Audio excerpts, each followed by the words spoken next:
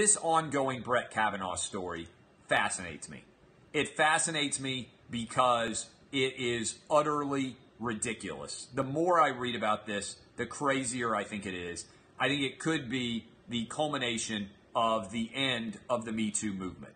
Because effectively what is being argued here as a part of this argument, as a part of this case is, if someone makes an allegation which in no way can be confirmed by anyone, okay, anyone out there at all, it can delegitimize you 36 years after the allegation.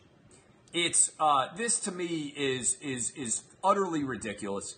I think there are a lot of people out there that that believe as I do, who are both Democrats and Republicans. I think if you are a guy and you were a teenager at some point in time, you have probably been at a party where a guy thought a girl liked him, where there might have been alcohol consumed, and the guy tried to make out with the girl, and like she shoved him off and she slapped him. He denies this ever happening, but and by the way, he says it never happened and it's completely made up. But what I always go to is the particular facts of a situation.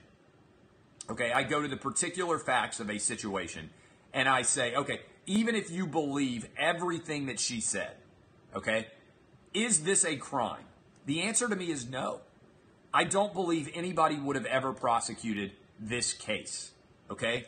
I don't believe anybody would have ever prosecuted this case in 1982. It wouldn't get prosecuted in 2018. And if it did, they were juveniles. And we believe that juveniles should not be responsible for what they did, right? Once they reach the age of majority. So the more I have this story play out, and it's unclear if she's going to be willing to testify, I think that this case needs to be completely put away. And I think the way you have to look at this is, let's assume, and this is what I said on the show the other day, you can go watch me talk about this for 30 minutes.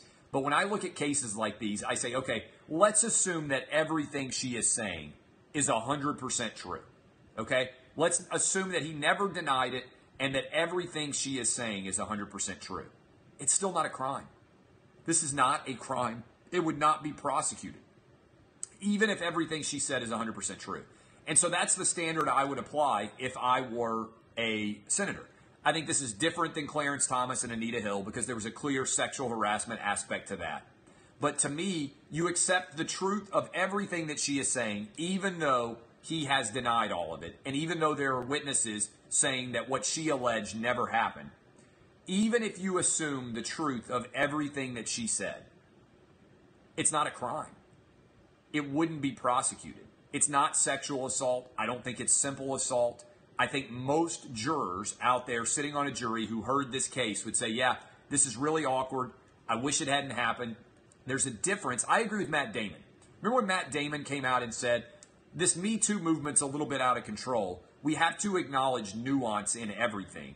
And when you talk about the Me Too movement, you have to acknowledge, Matt Damon said, there's a difference between grabbing, excuse me, there's a difference between grabbing a girl's ass and raping her, right? That's what Matt Damon said. And everybody in Hollywood attacked him, and he had to come out and say, oh, I take it back. I apologize. There is no difference. Like, basically, he had to walk back what he had said. Yet our entire criminal justice system is built on the concept of there being a difference in behavior, right? We don't just have murder. We have first-degree murder. We have second-degree murder. We have manslaughter. We have involuntary manslaughter. We have all these different ways that humans can kill each other because we acknowledge that it's ridiculous to have a bright-line rule. Well, we've got to stop calling everything attempted sexual assault or whatever else. Like, if a girl is at a bar and a guy walks up to her and grabs her butt on the dance floor, that's inappropriate. It's not criminal. I could certainly understand why she might want to turn around and smack him in the face. I can certainly understand if that was your girlfriend or your wife, why you might shove the guy and maybe even get him kicked out of the bar. But there's no way on the planet that you charge him with a crime, right? There's no jury. That's not a crime, okay? There's a difference between uncouth behavior and criminal behavior. There's also a degree of criminality. And so I talked about the way I've discussed so many of these different stories over the past couple of years. We had the Peyton Manning mooning incident. We had the Ezekiel Elliott domestic violence investigation. We had the Jameis Winston alleged rape issue. A few years ago, we had the Duke lacrosse case. All of these different cases move together.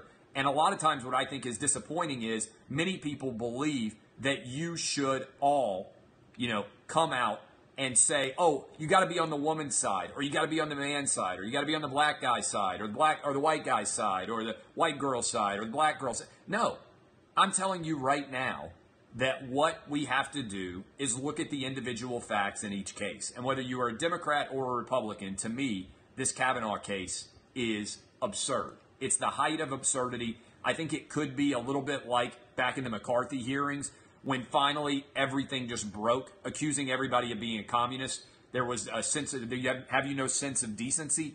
There's a difference between Harvey Weinstein and Brett Kavanaugh. In fact, they're not even in the same remote arena, and trying to tar Brett Kavanaugh with this at 53 years old, something that happened 36 years ago, is to me crazy. The vote should happen. He should be confirmed, and he should go sit on the Supreme Court. Now, I don't agree with everything Brett Kavanaugh believes. I'm pro-choice. I'm pro-gay marriage. I don't know what his position is on either of those. I'm anti the death penalty. He probably supports the death penalty.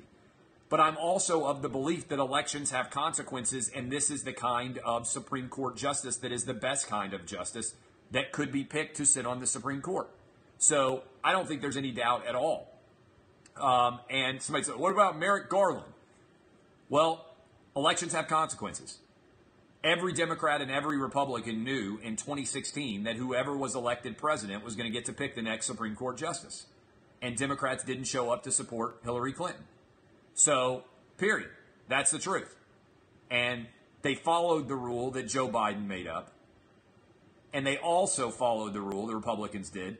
They followed the precedent of having the nuclear option wiped out and eliminating the possibility of filibuster. So Mitch McConnell, I think back in the day, said, Harry Reid, you may come to regret this decision that you have made. And it took only a couple of years for Democrats to regret the fact that they had replaced the nuclear option there. So I got to tell you, this is a ridiculous situation. The Republicans are still going to have the Senate in after the elections in the midterm. I think they're even likely to pick up seats. I think the Republicans will win a seat in Missouri that's a Democrat seat right now. I don't see very many seats that might get flipped. Might happen in Tennessee where I live. But at a minimum, the Republicans are still going to have the Senate after the midterms.